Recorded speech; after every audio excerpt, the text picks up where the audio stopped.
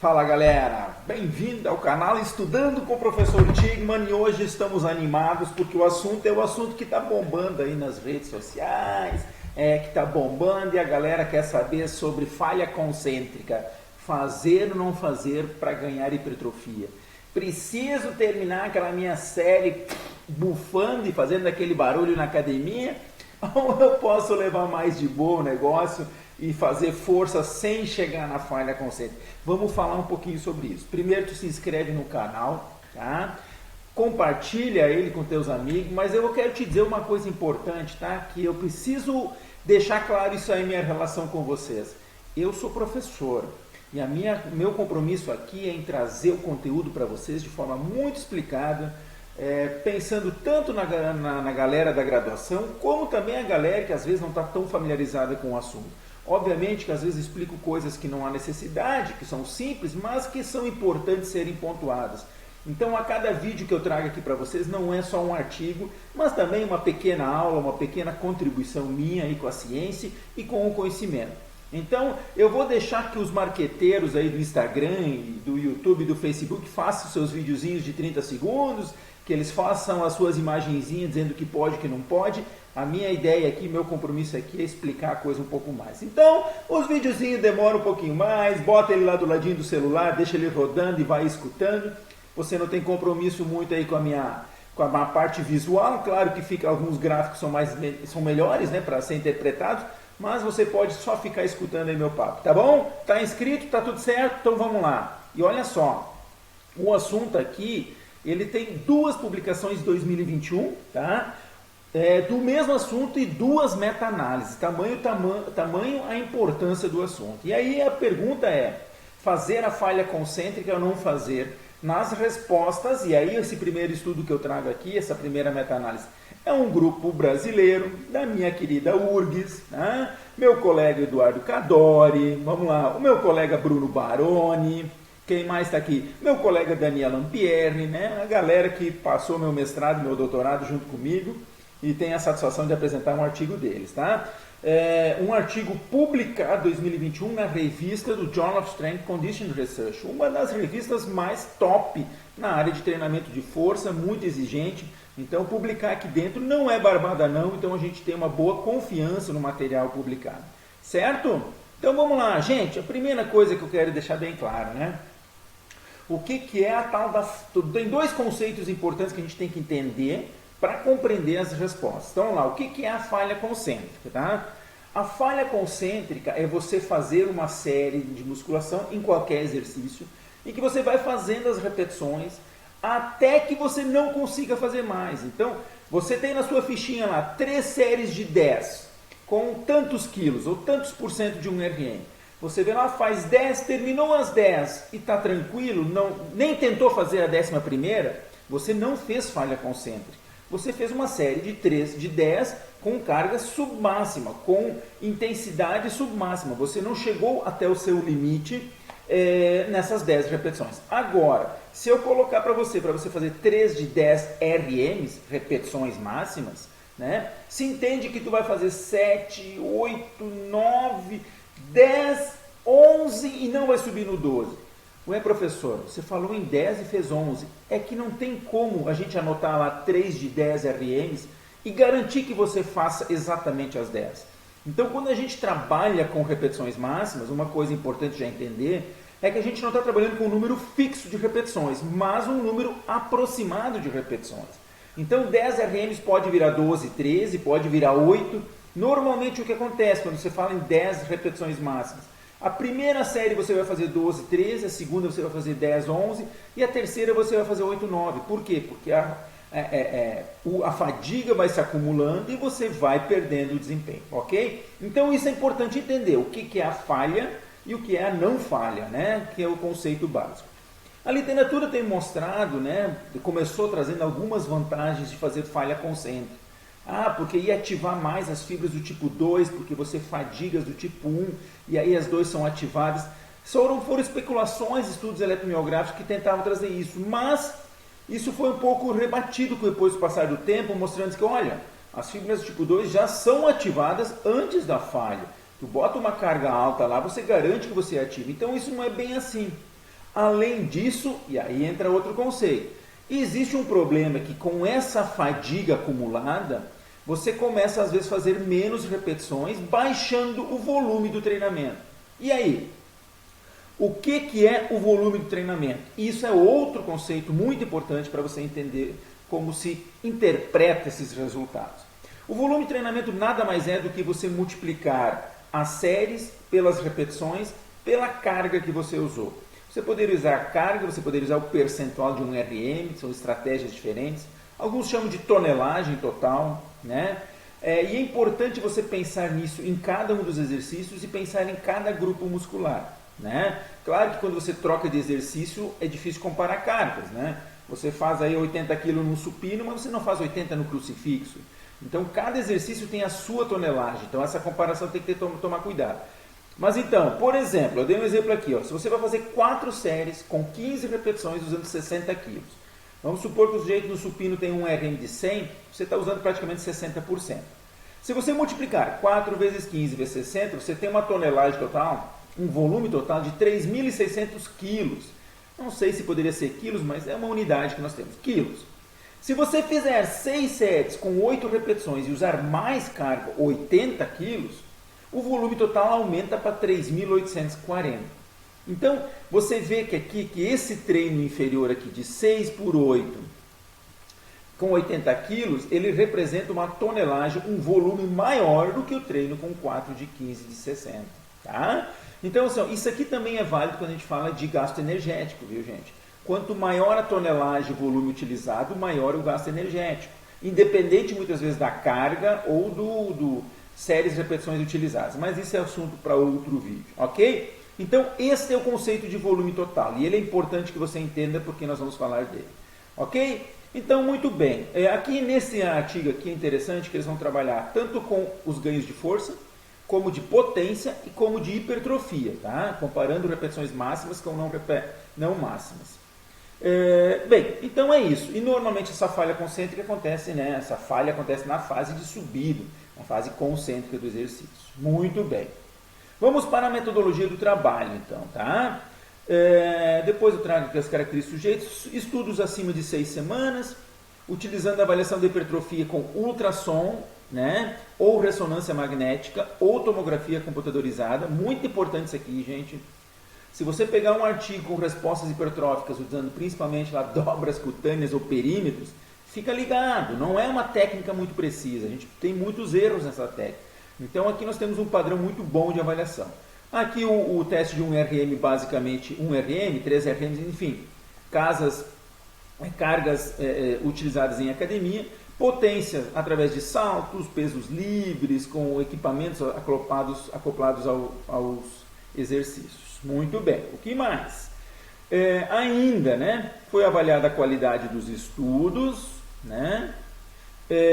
Pelo menos para cada análise tinha que ter pelo menos 3 artigos para fazer essa análise, e a heterogeneidade dos estudos, né, o I ao quadrado, também foi avaliado. Isso é muito importante porque eu quero trazer uma coisa para vocês depois. Resultados, tá? Conseguimos em 13 estudos, apenas 13 estudos, presta atenção nisso, né, gente? Isso é um problema que nós já temos aí e já vou te antecipar. Tudo que nós concluir aqui ainda pode ter um outro viés de interpretação dentro de 5, 10 anos, quando mais estudos tiver. Porque nós pegar esses 13 estudos e dividir eles, vocês vão ver, nós já temos complicados, vamos fazer uma análise em cima de 1, 2, 3 estudos, é muito complicado. Tá? Então foram 384 sujeitos, homens e mulheres, tanto os jovens, né, a grande maioria jovens, né, 86% dos estudos, nós tínhamos atletas com 30%, sujeitos não treinados com 61%, isso é importante, apenas um estudo com sujeitos treinados em força, é outra limitação, que no outro estudo a gente tem isso um pouco melhor desenhado. Está aqui o mapa dos estudos, as intervenções, então, na força máxima a gente conseguiu 12 estudos, está aqui eles descritos na tabela, na primeira tabela, na hipertrofia com 4 estudos, apenas 4, e na potência 5 estudos, apenas 5 estudos. Aqui está um detalhamento dos estudos, tá? E aí eu quero trazer esse exemplo aqui do estudo do Da Silva, tá? Veja bem, o que foi feito nesse estudo? Eu entrei nesse estudo aqui e eu peguei apenas as primeiras 4 semanas de treinamento. Como é que foi feito o treinamento? O sujeito que treinou até a falha, treinou com 2 séries de 16 repetições máximas. Veja bem, 16 é uma média, porque teve um desvio padrão de 4,5, então teve gente que fez menos repetições máximas, tem gente que fez mais, usando 65% de um RM. Isso gerou, né, um volume de 2.800 kg. O grupo que treinou sem falha concêntrica fez 2 vezes 8 repetições, né, então praticamente a metade das repetições, usando a mesma carga. Então você fez metade das repetições, não teve falha, mas usou o mesmo peso. Isso gerou um volume pela metade. E o outro grupo, e aí a gente entra no conceito de equalizar e não equalizar. Percebam que aqui o volume foi menor no treino não falha. Por quê? Porque ele fez menos repetições. Então não foi equalizado aqui as repetições. E no grupo que foi equalizado, mas também não fez falha, o que eles fizeram? Eles fizeram 4 séries, o dobro de séries, com 8 repetições, né, a 65%, fazendo uma mesma quantidade do grupo com falha. Estão entendendo? Então, assim, quando você faz com falha, normalmente você trabalha com mais volume. E você vai até a fadiga. No grupo que fez sem falha, quando tu equaliza, tu faz mais séries e faz repetições menores. E no grupo sem equalizar, você tem um volume total. No final do estudo, após 12 semanas, num exercício que eu peguei aqui de exemplo, no leg press, os grupos que fizeram com falha e não falha não equalizado, né, tiveram cargas semelhantes. Enquanto que o grupo que teve equalizado... Opa, aqui está errado, pessoal. Aqui, na verdade, o 52.000 é do não equalizado, enquanto que o grupo que foi equalizado teve uma mesma carga. Certo? Muito bem. Vamos lá, então. Vamos ao que nós temos de resultado desse nosso trabalho aqui. Deixa eu fechar aqui. O que nós encontramos de resultado? Primeiro gráfico aqui traz sobre a força máxima. Tá? O que eles encontraram em relação à força máxima? Os estudos, quando aqui, ó, não equalizado, quando você não equaliza as cargas, o volume, o grupo que não equalizou teve mais força na séries sem repetição máxima, sem falha. E o grupo que equalizou, esse resultado foi semelhante entre fazer falha ou não. E no geral, que é esse último losango aqui, também nós temos um resultado semelhante. Então vamos lá, resumindo, força máxima, na força, fazer falha ou não fazer, faz diferença? Não, não faz diferença. Muito bem, quando eu equalizo os volumes, faz diferença? Não, não faz diferença. E quando eu não equalizo, quando eu deixo um grupo fazendo mais volume ou menos volume, faz diferença? Aí faz. Então nós já vamos falar um pouco sobre isso. Tá? Vamos lá, primeiro deixa eu mostrar os gráficos. Bem, deixa eu ir adiante aqui. Então assim, na força eu fiz aqui um exemplozinho, olha só. Se você fizer 2 séries, veja bem, né? Quando você faz a repetição máxima na força, isso não faz diferença. Agora, se você não equalizar, isso faz diferença. Por quê? Porque o grupo que faz 2 séries com 12 repetições máximas, com 70 quilos, ele usa um volume total maior, comparado ao grupo que faz 4 séries de 4 repetições com 80. Veja bem, o grupo que faz com menos volume acaba tendo mais resultado de força. Mas por quê? Foi por causa que ele não fez falha? Não, não foi por causa disso. Porque ele usou mais carga. Porque quando a gente consegue botar mais carga e não ir até a falha, a carga é o principal fator na força muscular. Então, resumindo, para eu ganhar força muscular, eu não preciso fazer falha concêntrica. Eu preciso sim usar cargas mais pesadas. Então, se você está acostumado a fazer o supino lá com 80 kg e fazer uma série de repetição máxima, quem sabe você possa simplesmente fazer só 6 repetições, 4, com a mesma carga, e você faz uma série a mais. Né? Não interessa o volume não é importante. O importante na força é a carga. Não é importante as repetições máximas, o importante é a carga na força muscular. Ok?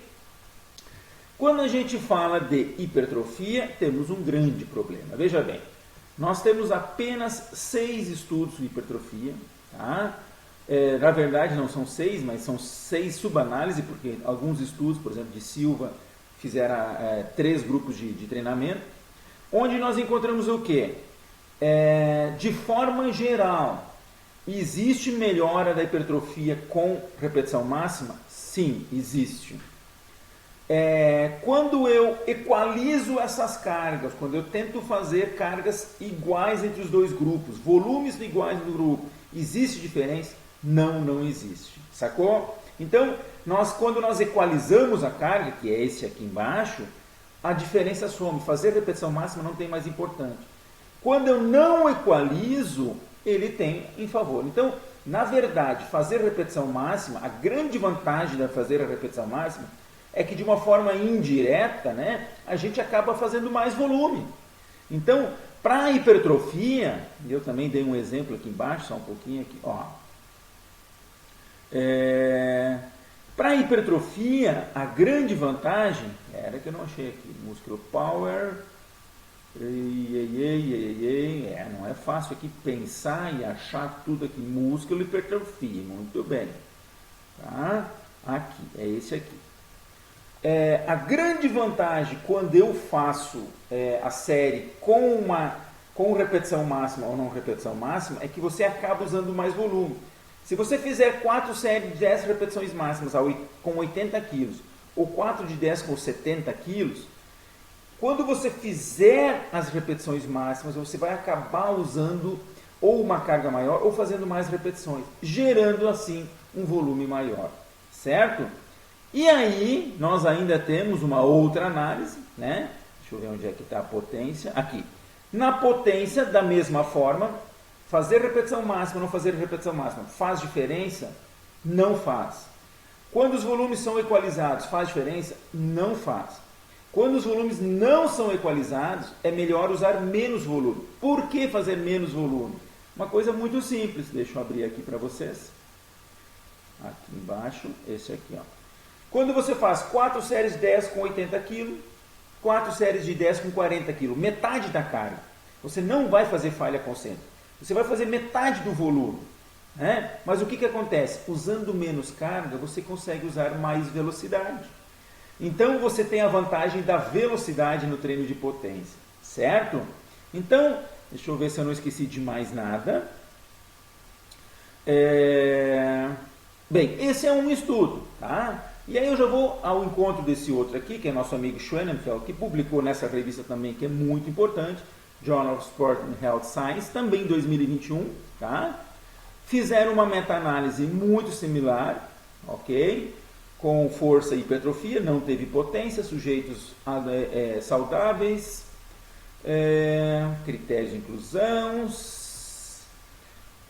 sujeitos treinados, apenas 6 estudos com sujeitos treinados e outros 100, né? 7 estudos exploraram a hipertrofia, avaliaram a área de seção transversa e espessura muscular, já o critério não é tão forte. Os estudos foram classificados com uma qualidade moderada e boa. No outro estudo isso não apareceu de forma tão clara. Foram encontrados 15 estudos, né? E de forma geral, o que se encontrou? Eu vou direto para o estudo aqui dos gráficos, que fica mais fácil explicar, tá? Vamos lá, aqui. Em relação à força, não foi encontrada diferença fazer com falha ou sem falha, ok? Em relação à hipertrofia, também não foi encontrada as diferenças fazer com falha ou sem falha. Quando é feito desmembramento desses estudos, ele vem para essa tabela 3 aqui, o que ele encontrou? Que existem, quando você faz pelo treinado e não treinado, sem diferença, região do corpo, sem diferença, tipo de exercício, múltiplo, não teve diferença, tipos de estudo, não deu diferença. A única variável que deu diferença mostrou que, quando você não equaliza os volumes, o grupo fica mais forte, né? Usando as séries sem repetição máxima, tá? Então, sem repetição máxima, quando você não equaliza. Então, eles fazem menos volume, mas usam uma carga maior. Faz menos repetições, mas usa mais carga. E na hipertrofia não foram encontradas nenhuma diferença significativa, à exceção dos estados, quando os caras são treinados, parece existir uma resposta melhor na falha concêntrica, mas de novo, os autores no final, na sua conclusão, tá? Não está aqui, mas ela foi dita, tá? Apresenta o quê? Gente, resumindo, né? Tanto esse estudo como o outro, alguns pontos positivos de um de outro. Fazer falha concêntrica é vantagem ou não é? De forma geral, não é. Não tem diferença nenhuma. O que acontece quando você faz falha concêntrica? Você aumenta o volume. Quando você aumenta o volume, isso é importante para a hipertrofia, o volume. Falha concêntrica é importante ou não é? Não é. Quando você faz sem falha concêntrica, você usa menos volume, menos carga às vezes. Menos volume e mais carga é importante para o treino de força, menos volume e menos carga é importante para o treino de potência. Sacou? Então, assim, você esquece o volume para força e para potência, se preocupa com a carga, cargas altas, força, cargas baixas e velocidade alta, potência, e você se preocupa com o volume no treino de hipertrofia. Ah, professor, mas eu posso continuar fazendo falha concêntrica? Claro que pode. Não quer dizer que você não deva fazer. Você pode continuar fazendo o treinamento com falha concêntrica, mas não necessariamente. Só cuida com o seguinte, você está programado a fazer 3 séries de 10 até a falha, aproximadamente. E aí você começa a fazer, daí você faz 10, não fez falha concêntrica. Na outra você fez 10, nenhuma você fez falha concêntrica. Beleza, você fez 30 repetições. Quem sabe você poderia ter feito 36, 38 repetições. Então, quem sabe, ao invés de fazer falha, você aumenta uma série e você faz 4 séries de 10. Sacou? Esta é a ideia do treinamento pensando em falha concêntrica. Mas, de novo, para finalizar, gente, não adianta nada se nós precisamos ter mais estudos para dizer isso certamente. Eu acabei não mostrando aqui porque o tempo estava estourando, mas uma coisa é certa, que ainda temos evidências, ainda são contraditórias. Naquele gráfico lá da meta-análise, você viu que tinha estudos de um lado da linha e outro lado da linha. Uns mostrando benefício para falha, outros mostrando benefício para não falha. Ou seja, ainda há controvérsia sobre o negócio. Ainda pode ser que a gente tenha, quando a gente pegar amostras mais homogêneas, estudos mais parecidos, quem sabe a gente encontre respostas diferentes. Mas por hora, faça como você achar melhor. Se liga no volume, se liga na carga e falha ou não falha é contigo. Valeu, gente! Obrigado quem está me acompanhando, valeu por essa e a gente se vê por aí. Valeu, um abraço!